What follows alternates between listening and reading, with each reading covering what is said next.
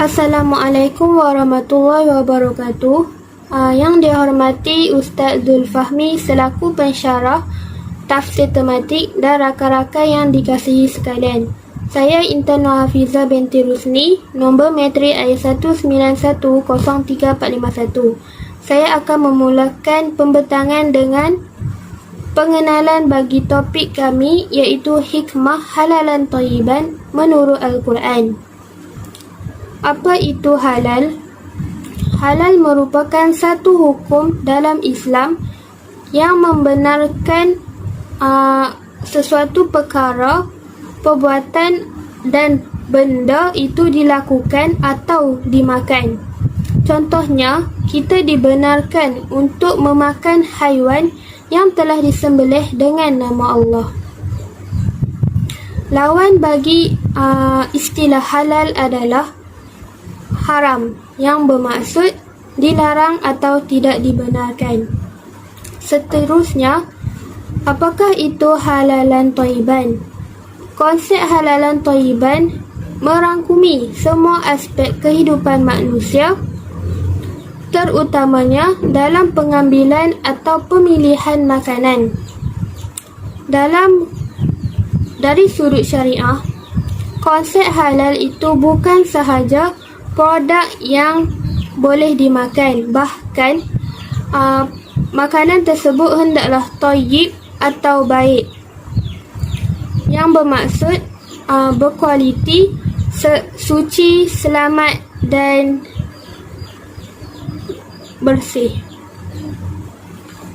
Oleh itu, kita sebagai umat Islam perlulah menitik beratkan pemilihan pengambilan makanan kita untuk dimakan. Bukan sahaja makanan itu halal, bahkan ia juga thayyib, iaitu selamat, suci serta berkualiti. Dalam Al-Quran telah menekankan kewajipan kita untuk memilih makanan yang halal dan baik.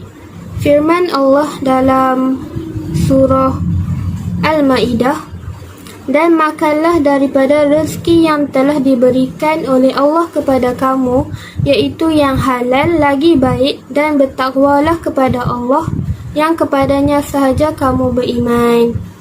Justru itu, terdapat 3 situasi yang akan menceritakan berkaitan dengan tajuk ini. Itu sahaja daripada saya. Selamat menonton. Nak beli apa ayam. Acik, saya nak beli ayam tu boleh? Sekilo. Berapa yang sekilo?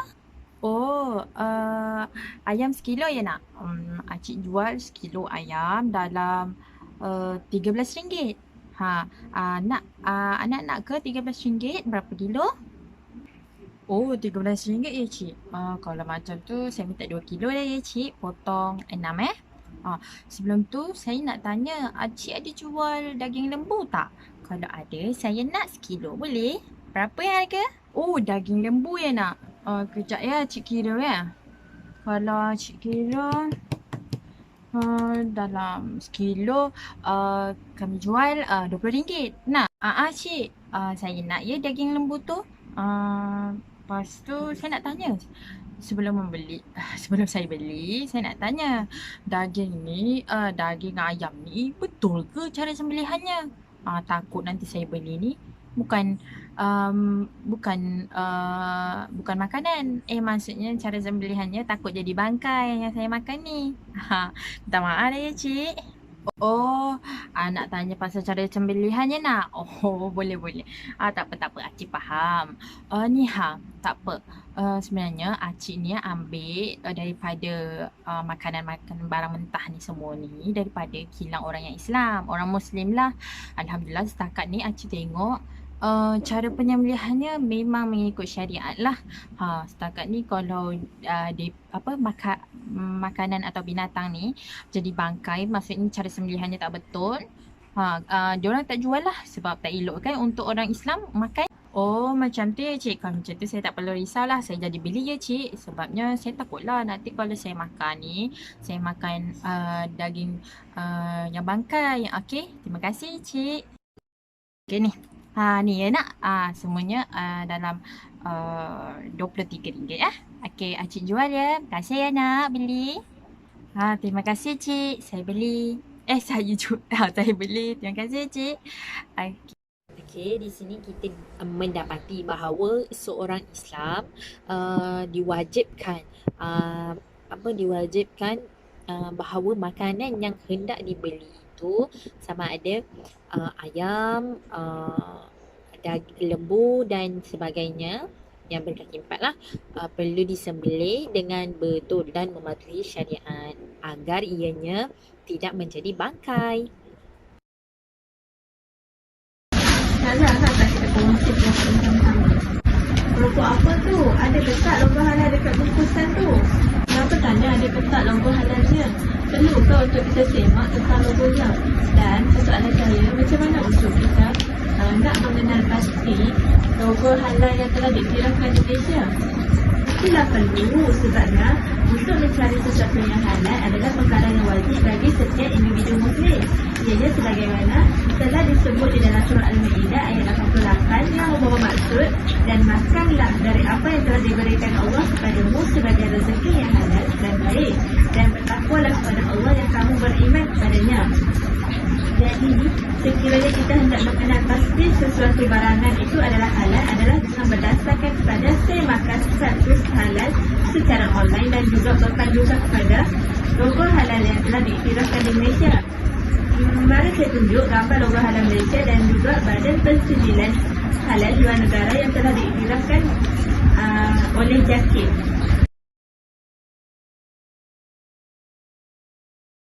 Oh, macam tu. Saya faham. Terima kasih. Okay, sama-sama.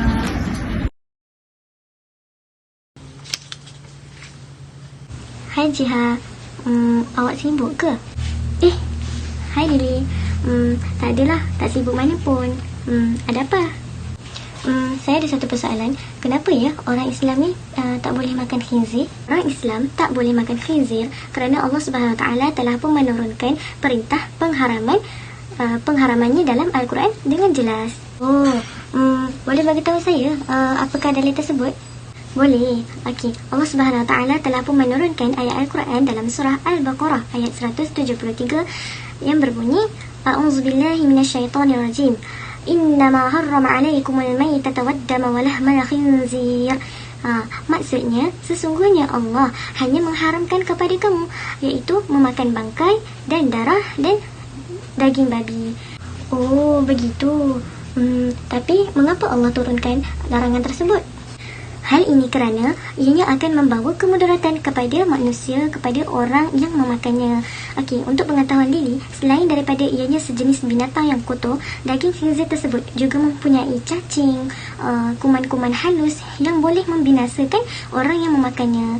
Maka disebabkan itulah kita ni sebagai umat Islam, sebagai manusia diwajibkan supaya mencari makanan yang halal dimakan dan diyakini kebersihannya, iaitu halalan thayyiban. Dan kita juga hendaklah menjauhi makanan yang haram.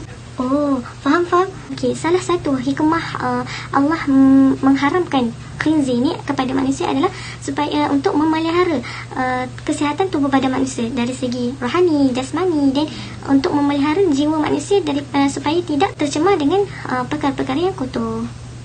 Terima kasih Wajihah. Sama-sama Lily. Semoga Allah memberikan kefahaman kepada kita semua. Bismillahirrahmanirrahim. Seperti yang kita tahu, pengambilan makanan halal dan thayyiban ini mempunyai hikmah yang cukup besar. Ia membolehkan manusia menjalankan kehidupan yang diredai Allah dan beramal ibadah kepadanya. Tahu tak hikmah membeli makanan halal dan thayyiban ni? Okey. Yang pertama ialah menjamin kesihatan badan. Seterusnya menjamin maruah diri yang dapat memandu jiwa manusia ke arah ketakwaan kepada Allah. Seterusnya, ibadah mudah diterima Allah yang akan menjamin kesejahteraan hidup seseorang itu di dunia maupun di akhirat. Seterusnya, dapat membentuk peribadi mulia serta memberi kesan yang besar terhadap kepribadian dan perwatakan seseorang. Justeru bahan makanan sangatlah penting bagi kehidupan manusia. Apa juga jenis makanan asalnya adalah halal dalam Islam, kecuali yang diharamkan oleh Allah atau yang kita tahu makanan itu membawa kemudaratan kepada manusia. Isu pemilihan makanan ialah suatu perkara yang penting dalam Islam dan mesti dititikberatkan oleh setiap individu Muslim kerana ia melibatkan perkembangan jasmani dan juga rohani. Seringkali kita terlupa tentang apa yang kita makan.